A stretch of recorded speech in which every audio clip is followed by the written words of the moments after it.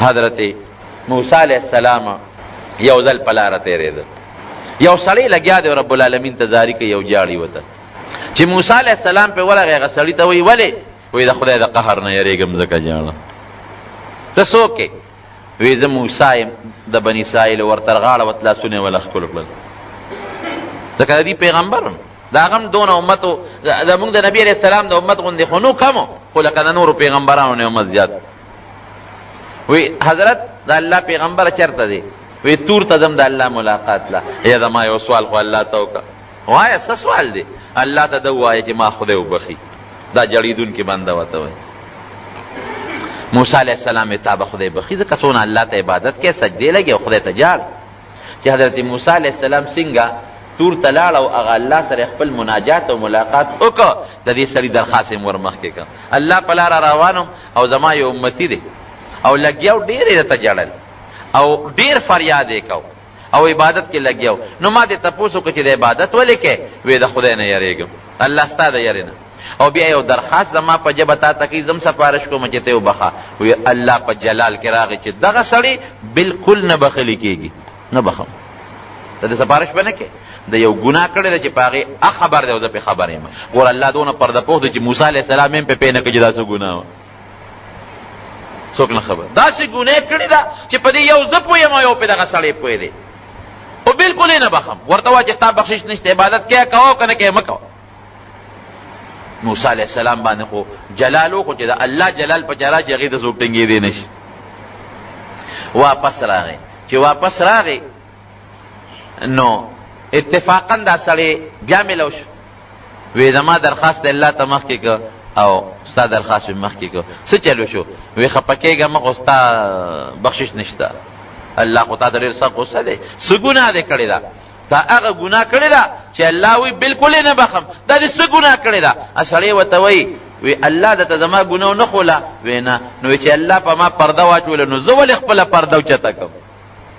الله په ما ګوره دونه بخي نه سزا ورکوي، لیکن هغه پرده وله نه اوچتوي. او موږ څه کوو؟ من ستر علی مسلم ستر الله علیه فی الدنیا والآخره. حدیث کې راځي چې چا په مسلمان پرده واچوله الله به په دې سړي په دنیا او په آخر کې پرده واچوي. او موږ څه کوو؟ پرده اچوو نه، پرده اوچتوو. یو سړي کې به غلطي نه موږ ورپسې جوړوو، یو سړي کې به ګناه نه موږ ورپسې هلکه پلان کې دا چل. د خدای بنده که پکې ده نو پټی کا، دا پیغمبر امتی الله ته جوړېږي. یو سړي کې غلطي ده پټی کا، یو سړي کې نقصان دی پټی کا. او موږ خلق په نقصان او غلطي خو پرېږده چې پکې نی ورپسې راوباسو، پلان کې دا چل دی، پلان کې دا چل دی، دا ډېره خطرناکه ګناه. وایي ښه نه الله په ما پرده واچوله او زه ښکاره کړمه، نه د الله رسول نه ښکاره کړم. اوس به څه کوې؟ نو تا خو بخي نه. وایي که مې بخي او که مې نه بخي، عبادت زما کار دی، بخښنه د خدای کار دی. عبادت خو وله نه پرېږدم، خفه کړی مې دی، نور یم خفه کړمه. خپل رب مې خفه کړی دی، غصه کړی مې دی، نور یم خفه کړم. که مې بخي که مې نه بخي، بخښنه د هغه کار دی او عبادت زما کار دی، ورله به یې کوم او دقسې به ورته جاړم. او ولې؟ ځکه چې بل ذات نشته چې زه د ده نه لاړ شم او هغه ته وجاړم، او بل د بخښنې خاوند نشته چې د دا پرېږدم او هغه له لاړ شم. نو د بخښنې ذات هم دا دی او هغه ذات چې سړی ورته جاړي او فریاد ورته کوي هغه هم دغه دی. نو که ما بخي که نه بخي دقه جړا به ورته کوم او دې نه به ورته زیاته به کوم. دا زما کار دی او بخښنه د هغه کار دی. څه موده پس موسی علیه السلام بیا لاړ تور ته، الله سره مناجات یې کو، رازداري کوله. چې فارغ شو نو رب العالمین ورته وی ای موسی، وی د هغه سړي هغه خبره خو دې ماله راوړې وه او چې واپس تلې در سره یې کومه خبره وکړه نو ادې ذکر نه کړه. وی الله واپس چې تلمه نو ما ته خو هغه داسې ووی او ته وی زه نه بخمه. وی اقه وخت مې وبخه چې هغه خپل عاجزي وکړه او خپل زاری وکړله. نو ما د خپل کتاب کې چې د عذابونو کوم کتاب دی هغې کې ورته نوم روان کو، د مغفرت او د رحم او د جنت په کتاب کې مې ورته نوم ولیکه.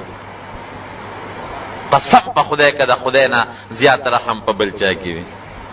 مونږ لګیا یو خفه کوي او بیا روزي را کوي، مونږ لګیا یو او خفه کوي بیا هم جامه را کوي، مونږ یې خفه کوو بیا هم عزت را کوي، مونږ یې خفه کوو بیا هم بچي را کوي، مونږ یې خفه کوو بیا هم خوشحالي را کوي. ته خو به وکړې چا سره دا کار؟ حضرت عائشہ صدیقہ رضی اللہ تعالی عنہا فرمائی وی د شپې را پاسېدم او دا هغه شپه وه چې د حضور پاک ما سره وه، یوې بیبي سره به یوه شپه وه. نو چې را پاسېدم د شپې حضور پاک مبارک نو، ویړه کې مې داسې وسوسه غوندې پیدا شوه چې هسې نه بلې بیبي کره نیتلې، نو دا بن بیا خامخا خفه کېږي، هسې نه بلې بیبي کره نیتلې. نو را پاسېدم، نو د ټولو بیبیانو په کورونو کې وګرځېدم، یو کرم نو جومات ته لاړم شپه تیاره، چې جومات کې په مانځه چېرته نی ولاړ، نو جومات کې نو په ویرېدم چې خدایا، او دا هغه ورځې وې د مدینې شریفې لومبۍ ورځې چې د یهودیانو او د کافرو د حضور پاک مبارک سره سخته دشمني وه، پې ویرېدم څوک تکلیف ورته ونه رسوي. نو فاطمه رضی اللہ عنہا کرالم حضرت علی صاحب کر ہمیں را پاسو ولی ایمه چې نبی علیہ السلام نشتا، ما کرے نن شپه او تیرې د شپې یو بیبي سره نشتا او نه جمعات کې شتا. وی علی صاحب را پاسید رضی اللہ عنہ، فاطمه رضی اللہ عنہا را پاسینا، حضرت حسن او حضرت حسین رضی اللہ عنہما دا ماشومان دیم را پاسید. وی علی صاحب راځه ما ته پته نه، ارانا مخکې شو مونږ ورپسې شو، نو د حضور پاک د کوټې مبارکې ته مخامخ د بقی مقبره ده، دونه فاصله کې تقریبا لکه د دې ځای نه دې کندې ته سړی ځي او یا دې سړکه پورې ځي، دونه فاصله کې د بقی مقبره ده. علي صاحب مخکې مونږ ورپسې او د بقی چې کوم مقبره ده هغه زمانه کې قبرونه خو پکې لږ او بوټي و پکې، غټ غټ بوټي و پکې د دې غرقد د دې کیکر او د دې ازغیدار غټ غټ بوزي پکې عصري خان او غزان. امخ کې دی مونږ ورپسې یو، دا یو د حضور پاک مبارک معجزه وه چې په کومه لار به لاړ نو په هغه لار به مخصوص خوشبویي پرېښوده، خولې مبارکې نه به خوشبویي تله، نو په هغه لار به یو مخصوص خوشبویي پرته وه. نو چې کم د حضور پاک نږدې ملګري به زیات به ورسره ناستو، نو هغې ته به پته لګېده چې دا د حضور پاک مبارک د وجود خوشبویي ده، نو په دې لار تللی. مشکات شریف کې د معجزاتو په باب کې د مشکات صاحب دا حدیث نقل کړی، ځکه یو موقع کې حضرت ابو هریره رضی اللہ عنہ فرمائی وی نبی علیہ السلام مونږ سره ناست وی پاسې لا وی زه ورپسې روان شوم او کم باغ ته چې نبی علیہ السلام نه نوتم اقا باغ ته ورپسې ورغلم. داسې نور صحابه کرام حضرت ابوبکر صدیق، حضرت عمر فاروق، حضرت عثمان ذو النورین، دا نږدې صحابه دی ته به دا پته لګېده چې حضور پاک مبارک په دې لاره تللی دی. ولې ځکه د هغې د هغه خولې مبارکې خوشبویي به په هغه لاره کې دې پاتې ده، لکه یو ګل چې په یو ځای کې کېدی او د هغې نه هغه خوشبویي معلومه شي، یا مثلا چامبیل دا دې په یو ځای کې کېښودل نو د چامبیلو هغه خوشبویي کوي.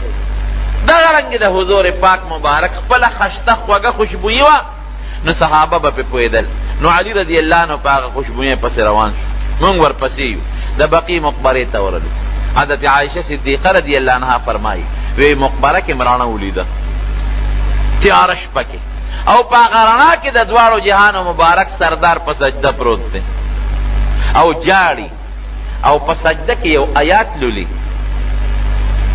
آیات لولي ان تعذبهم فانهم عبادك وان تغفر لهم فانك انت العزیز الحکیم. دا د حضرت عیسی علیہ السلام ویلی دی، نبی علیہ السلام به د خپل امت دپاره استعمالی، یا الله زما د امت لکه تا عذاب ورکې، فانهم عبادک، نو خدای ستا بندگان دي. عجیبه لفظ استعمالی، ستا بندگان دي، نو چې ستا بندگان دي نو مناسب نه دي چې ول عذاب ورکې، او که ورکې نو ستا بندگان دي څوک تپوس درنه نشي کولی، د چا پې څه څوک پکې غرض نشي لرغولی. لکه یو سړي مرایې دی او وله ډب ورکوي، څوک ورته ویلي چې ولې دی وله ډب ورکړه، او وروسته ستا ما سره څه کار دی، ما په بیه اخیستې او زما مرایې دی، زه پوه شو کار مې پوه شي. نو ان تعذبهم فانهم عبادک، خدای که ته زما د امت له چې ستا بندګان دي عذاب ورکې، نو ستا بندګان دي، څوک تپوس کولو والا درنه نشته، او بندګان دي په کار دي چې رحم پې وکړي. وان تغفر لهم فانک انت العزیز الحکیم، او خدای که ته وبخې سره د ګناه نه معاف کې، نو د غلبې خاوند دی، څوک تپوس کولو والا درنه نشته چې ولې دې وبخل. او د حکمت خاوند دی، دې کې به دیم لوی حکمتي غټ حکمت به دی چې ډېر لوی رحم به وکړي، ډېر لوی رحم به وکړي. او واقعي پروردګار نه لوی د رحم ذات بل څوک نشته. درونو حضور پاک مبارک فرمایي چې د الله سل رحمتونه دي، یو رحمت یې راتوس کړی دی نو په دنیا کې په دې مخلوق خور کړی دی. دا مور چې په بچی رحم کوي، یا دا اسپا حضور پاک مبارک فرمایي چې اسپا په بچی باندې خپک نیک دی خپت اخوا کوي، رحم پې کوي. چرګه مثلا په خپلو بچو رحم کوي، سپی په خپلو بچو رحم کوي. دا ټول مخلوق کې رب العالمین هغه یو رحمت تقسیم کړی دی. دا به څونه لږ به که ډېر به انسانان په اربونو دي، او د آدم علیه السلام نه واله تر قیامته پورې خو د کربونو نه هم زیات دي، او دارنګې حیوانات او د دریابونو د اوچې، دا یو رحمت یې راغشتی دی او په دې ټول مخلوق کې تقسیم کړی دی. نو اندازه ولګوئ چې یو کم سل به څونه وی اغا یو کم سل اللہ ساتلی دی یرحم بها عباده یوم القیامه. دا قیامت پر ورځ به د هغه یو کم سلو رحمتونو په برکت باندې په خپلو بندګانو رحم کوي. دې حدیث ته چې وګورم زه انشاءالله چې یو به هم دې پاتې نه شي، دومره د رب العالمین رحم دی. نو حضور پاک مبارک فرمایي ان تعذبهم فانهم عبادک وان تغفر لهم، خدای که ته بخي نو تپوس کولو والا خو تا نه څوک نشته، ستا خو ډېره لوی قدرت او غلبه ده، د لوی طاقت خاوند دی او د حکمت خاوند دی. نو حکیم چې چاله دارو ورکوي څوک به ته دا نشي ویلی چې دا دارو دي غلط ورکړل، او وروره زما کار دی نه به زما کتلی دی په دارو زه ښه پوهېږم، ځه ملا صاحب خپل جومات کې سبق وایه. جړلې نو حضرت فاطمه رضی الله عنها او حضرت حسن و حسین پې ور پرېوتل. بابا ولې چا تکلیف ته رسولی دی؟ ځکه چې څوک چاته تکلیف ورسي نو راشي الله ته په جړا شي، په فریاد شي. د فریاد ځای خو رد دی کړ. څوک په کړاو کې واچوي نو الله ته په فریاد شي. حضور پاک مبارک چې هم د شپې پاسې تهجد له نو د ستورو ته به یې وکتل او د اسمان ته، نو او به فرمایل ان فی خلق السماوات والارض واختلاف الليل والنهار لآیات لأولی الالباب. د الله د قدرتونو نه به الله معلومه. امام شافعی صاحب وایي که نه چاہے تپوسو کوي د خدای پاک د وجود څه دلیل دی چې الله شته؟ وی ګوره البعرة تدل علی البعیر، وی چې په ځمکه پچه پرتی نو تا ته پته لګي چې په دې لار باندې اوښ تللی دی. پچه خو بغیر د اوښ نه نی که نه، پچه پرته ده نو تا ته پته لګي چې په دې اوښ تللی دی، چې چیلی پچې نو چیلی پې تللی ده. نو د یوې پچې نه خو ته اوښ او چیلی معلومې، او د دومره کائناتو نه به تا ته خپل رب نه معلومېږي. عجیبه دلیل دی. نو دې غر ته چې وکتل نو ودرېده او د الله قدرت، خدایا دومره غټ غر، دومره مضبوط او اوچت. نو فرشتې چې کله په زړه کې څه وسوسه یا څه خبره پیدا شي، شک پیدا شي، نو الله سره نسبتي فورا الله د هغه شک ختموي. وسوسه د خدای په قدرت کې شک نو، هسې هغه تعجب یې واغېشته چې ستا څه لوی قدرت دی خدای. فرشته وله راله، ولې؟ وی د الله د قدرت ته حیران یم، داسې غر څومره لوړ او دومره غټه سوکړی لکه د منارې په شان، موږ ورته مناره وایو. وی د دې نه ناشنا شی درته وښایو، وی د غر دې څوکې ته وخېږي. نو پیغمبر له خدای ګورې ډېر لوی طاقت ورکړي. د غر څوکې ته ورسېد چې اوخت د غر د څوکې د پاسه داسې د میچنې د پل غوندې یو تیږه پرته ده.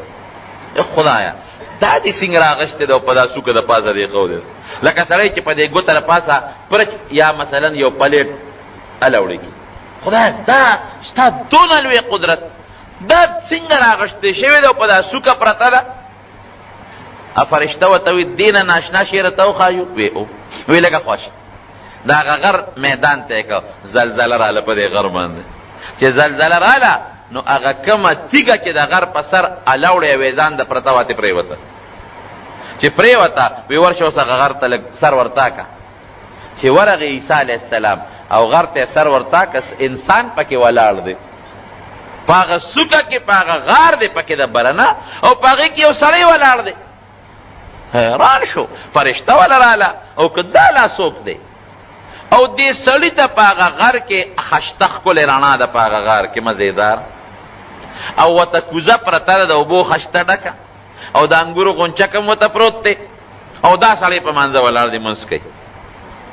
دی لا حیران شو چې خدای دا سړی دی غار ته دې څنګه راوستی دی او په دې غار کې دا رڼا پکې د کم ځای نه راله او بیا دا انګورو غونچک وله څوک راوړي او د اوبو وله څوک راوړي الله په دې قادر دی رونو که نه دی بی بی مریم پوټې ماشومه وه که نه حضرت مریم علیه السلام د عیسی علیه السلام مور نو حضرت زکریا علیه السلام په خپله کفالت کې واغېشته وي دا زما رشته دارم ده او ترور یې زما ټبر دی او زمونږ د استاد لور هم ده یو وینه زما به بل وینه زما به زه به تربیت کوم بل وی زه به تربیت کوم نو فیصله په دې وکړه چې راځه دریاب کې قلمونه غورځو تورات به لیکه نو چې د چا قلم په ځای ودرېد نو هغه به تربیت کوي نو چې قلمونه دریاب کې وغورځول نو د هغه نورو خلکو قلمونه اوبو یوړل او د زکریا علیه السلام هغه قلم په دریاب کې ولاړ څه کوي چې کم طرف نه اوبه راتلې اخوا روان شو لکه کښتۍ غوندې قرآن شریف کې الله وکفلها زکریا نو یو کوټه ولا جوړه کړه او په هغې کې دا بی بی مریم کېنوله کلما دخل علیها زکریا المحراب وجد عندها رزقا چې کله به هغه کوټګۍ دروازه یې کلو که ورننبت نو ورته به روزي پرته وه هغې ماشومې جینۍ ته او څنګه روزي وه مفسرین لیکي وی د جمې میوه په اوړي کې او د اوړي میوه په جمې کې لکه د دې زمانې میوه ده دا په جمې کې ورته پرته وه او د جمې میوه په اوړي کې نو حضرت زکریا علیه السلام ورته وی انا لک هذا دا میوه ده که مې راغلې دروازه خو ما د بار نه جرنده کړې ده چابي ما سره ده مجال نشته چې څوک درته راننوځي بل دا ده چې دا میوه که چا راومړه نو هغه زمانه کې پرجونه او دغه خو نو که نه دا سټورونه دا د جمې په اوړي کې او د اوړي په جمې کې دا د کمې نه راځي هغه ماشومه بچی ورته څه وایي چې د عیسی علیه السلام وروسته مور ګرځي قالت هو من عند الله دا د الله د طرف نه ده پټینه ماشومه ان الله يرزق من يشاء بغیر حساب الله چې غواړي نو چاله چې غواړي بې حسابه روزي او رزق وله ورکوي داسې ده که نه په تیږه کې دننه په کاڼي کې دننه چینجیله پروردګار رزق روزي ورکوي په دریاب کې دننه هلکه مونږ وایو مونږ خو پټې کرو نو غنم ځکه راځي مونږ خو پټې کرو نو جوار ځکه راځي نو ما ته په دریاب کې د کبه غباړی وښایه او ما ته په دریاب کې د کبه غیوریا خوره وښایه چې ګنو ته یې دننه واچوله او دا چې څومره دا مرغۍ دي د دې ما ته هغه ځمکې او جیدادونه او بنګلې او کارخانې وښایه الله ورکوي رزق خرونو دا عقیده په خدای کامل او ساته چې ان الله يرزق من يشاء بغیر حساب چاله چې الله غواړي نو بې حسابه روزي او رزق ورکوي نو حضرت عیسی علیه السلام چې وکتل چې خدایه نو سړي ته ولاړ دی سړي سلام وګرځو سلام یې وګرځو نو تپوس یې ترې وکړي ملګري څوک بني آدم د آدم علیه السلام اولاد کې هغه نوسي دا څه شی پروت دی د اوبه دي دا الله راکوي دا انګور دا مې خوراک دی دغه انګور خورم او د اوبه الله راکوي او نور څه کې بس دقه د الله عبادت کوم د ورځې مې روژئ او د شپې دغه منځونه او دسونه منځونه کوم او دغه عبادت کوم ملګري د کله نه یې دلته عبادت شروع کړی دی عیسی علیه السلام یې تپوس کوي وی 400 کاله مې وشو په دې غار کې د الله عبادت کوم 400 سال حضرت عیسی علیه السلام حیران شو خدای د عمر ته وګوره او داسې عبادت ریا پکې نشته څوک یې ویني نه ګوډ چاري نشته خپلوانو سره تلل او غم خادي نشته گپ شپ نشته یو شان عبادت الله د رضا ده پورې ګورې رونو الله د عبادت کوي او څوک وله بل شان عبادت نو عیسی علیه السلام الله ته مخ اوچت کړ یا الله د دې انسان نه خشته او تا ته غوره انسان به بل څوکي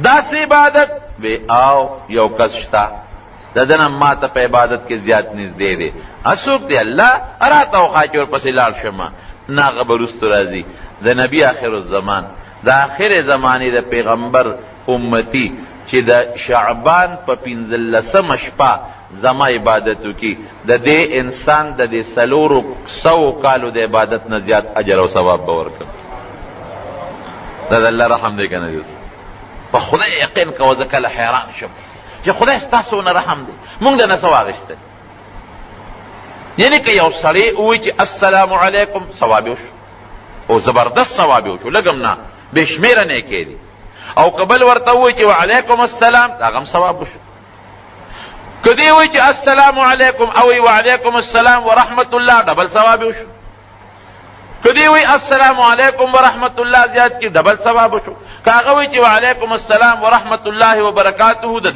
درې چنده زیات ثواب وشو که پرنجو کې انټوشي وکړي نو خو انسان د خامخا انټوشي کوي که نه دې رس خو چا په مدرسه کې ټریننګ نه دی کړی دا خو طبیعي چیز دی او دی وی الحمدلله بیا ثواب وشو ابل چې واوري یرحمک الله باندې خو جبه نه ستړي کېږي هغه له په الله اجر او ثواب ورکوي په دې لاره کې یو غنه پرته ده او هغه دې اوچته کړه چې مسلمان ته تکلیف نه په دې هم خدای اجر او ثواب درکوي د خدای رحمتونه مور ته کور ته ننوتې او مور ته په خوشحاله نظر وکتل الله ثواب درکوي پلار ته په خوشحاله نظر وکتل الله ثواب درکوي څومره ثواب نو چې مور او پلار ته په خوشحاله نظر وکتل چې ته ورته مسکې شي او هغه مور او پلار هم ځان ته مسکي کې د قبول شوي حج برابر ثواب درکوي حج په 2 لک روپۍ نن سبا نه کېږي نو تپوس کېږي د حضور پاک مبارک نه صاحب دا که څوک زیات ورننوځي 100 ځله ورغی 200 ځله کور ته ورغی او دقسې په خوشحاله نظر بخاری کی حدیث ہے د ترمذی شریف کی حدیث ترمذی کی حوالہ میں درکړه او مشکات کې مشتا ورمایي وتا وی دا خلا سل نچ زر کرتا الله رحمت دی نه زیات ته وتا ګوره په خوشاله نظر الله داغه نه زیات ثواب درکړي د خدای سونه رحمتونه دی معشوم دی اوچت کا او پسر دی ول الله اس کې خود اجر درکړي مشر تر بالغ کې خود ثواب درکړي مشر د مټه دیونه وا بابا راځه سوده کی طریقې جوم الله ثواب درکړي د استاد قدر دیو کو الله ثواب درکړي جمعه ته خیخ پر دن نکله ثواب درکړي غسل اعتبار وې ثواب درکړي قران شریف د خپل کا پاغه الله ثواب درکړي یعنی داسې الله پاک او اصل عجب القوا الله الله کوا درود شریف وایا کمپیوټر د ثواب دی چالو دی دومره د خدای رحم یو سکند کته چې زما دي سریرش کینټه په ثواب کې تیری شنو الله گواه دی چې خدای پاک در دام درکړي